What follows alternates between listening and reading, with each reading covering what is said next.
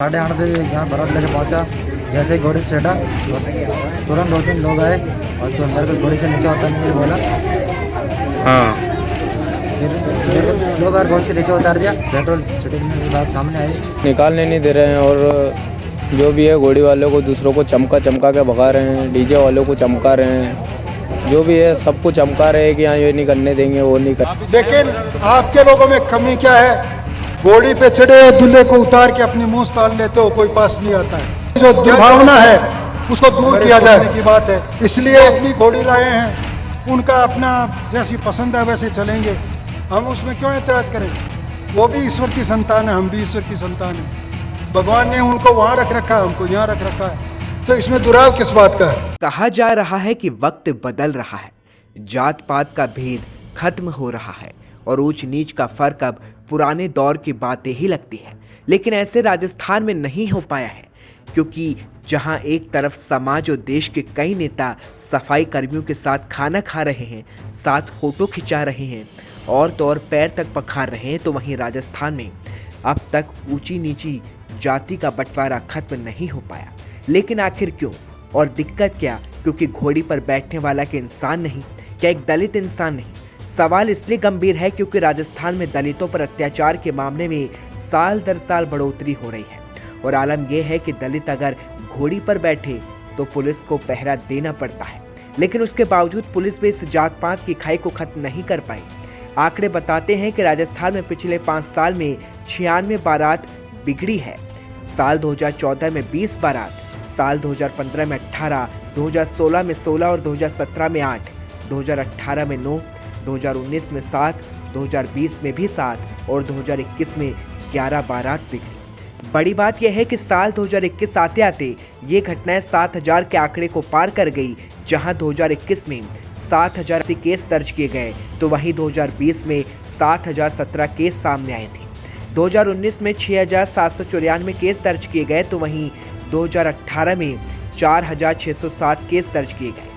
यही नहीं, 2017 में भी 4238 केस दर्ज किए गए थे। देखा जाए तो साल 2021 आते आते लोगों के जहन से वक्त तो नहीं बदला, लेकिन दलितों पर अत्याचार के आंकड़े साल दर साल बढ़ते चले गए। वैसा ऐसा नहीं कि राजस्थान सरकार इस ओर प्रयास नहीं कर पा रही, क्योंकि राजस्थान सरकार में पहली बार 9 दलित मंत्री बने और इसमें से 4 कैबिनेट मंत्री भी हैं। इस बात पर भले ही राजस्थान सरकार गर्व करती हो, लेकिन फिर भी राजस्थान के जिलों में दलितों पर अत्याचार की घटनाएं नहीं थमी।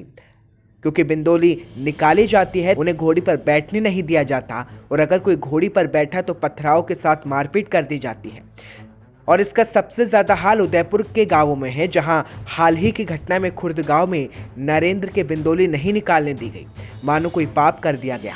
27 नवंबर को बिंदोली का पथराव कर दिया गया और न सिर्फ उदयपुर, भीलवाड़ा, चित्तौड़गढ़ और बूंदी में भी कुछ ऐसा ही हाल है।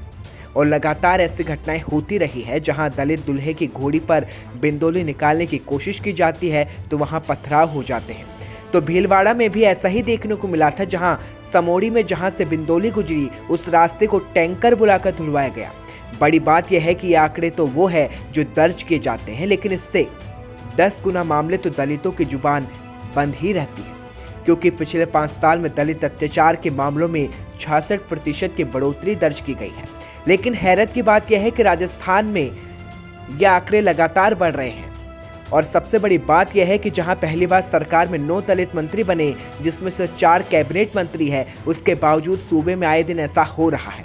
क्योंकि सरकार इन घटनाओं को नहीं रोक पाई तो वहीं पुलिसिया तंत्र पर भी अक्सर सवाल उठते रहते हैं। और शर्मिंदगी की सबसे बड़ी वजह भी यही है कि दलितों पर अत्याचार और दलितों की शादी में होने वाले उत्पाद और व्यवहार पर ये दलित नेता और लीडर कभी शर्मिंदगी नहीं जताते। वैसे इस रिपोर्ट में हम आपको एक समाज में बदलाव लाने वाला भाषण भी सुनाते हैं।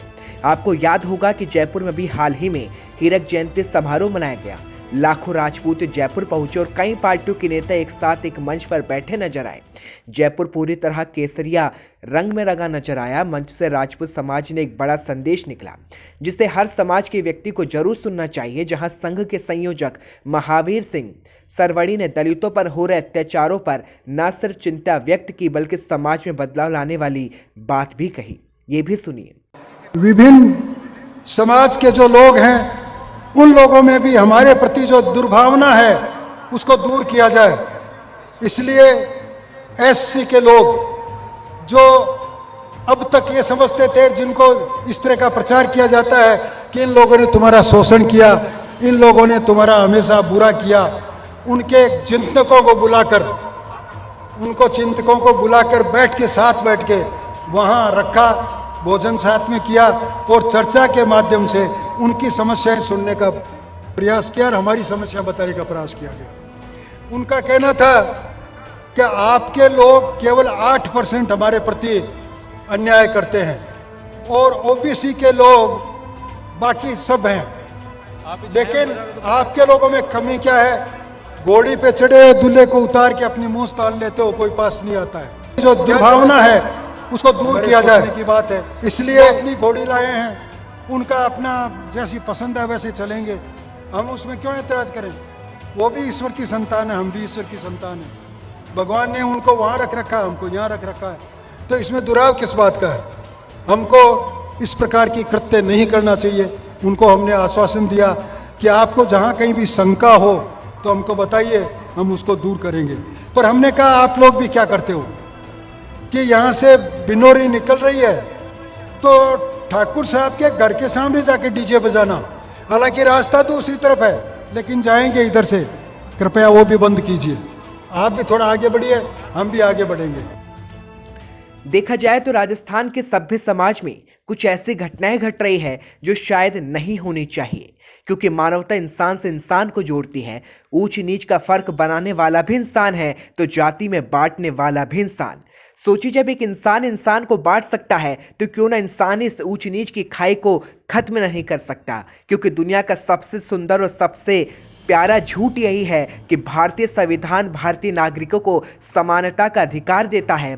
तो फिर सवाल यह कि हम और आप कौन हैं जो संविधान में दिए इस अधिकार को छीन सकते हैं? आपकी अपनी क्या है राय? इस पे कमेंट जरूर करें।